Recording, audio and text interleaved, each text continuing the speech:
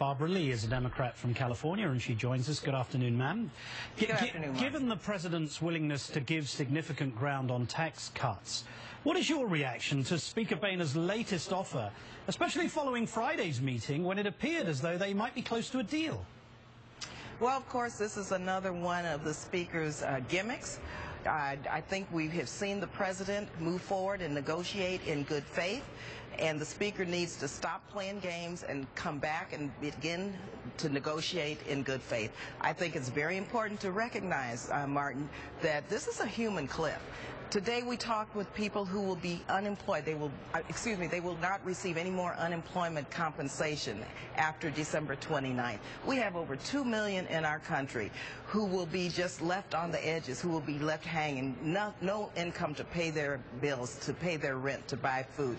And so this is a real human cliff that we have to address, and we need to address it now. So I hope the Speaker understands that this is a human cliff, that people are feeling the pain, and that he needs to come back and negotiate in good faith. So are you suggesting, ma'am, that this is a charade, that what's been going on between the President and Speaker Boehner has actually just been for, I guess, public consumption?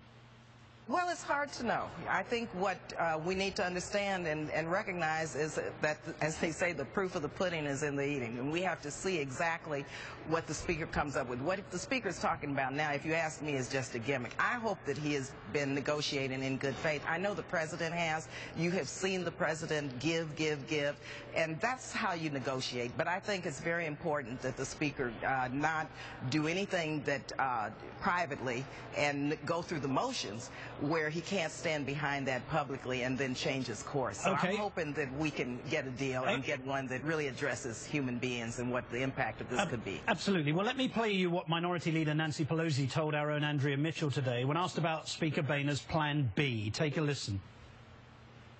Plan B, I would call it Plan Befuddled. It's really hard to imagine why they even came up with it, unless they just wanted to prove to their members that unless 218 of them were ready to raise rates, it's not going to pass.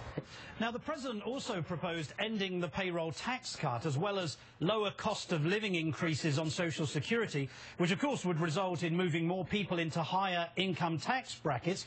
You yourself have tweeted that you oppose raising the Medicare eligibility age.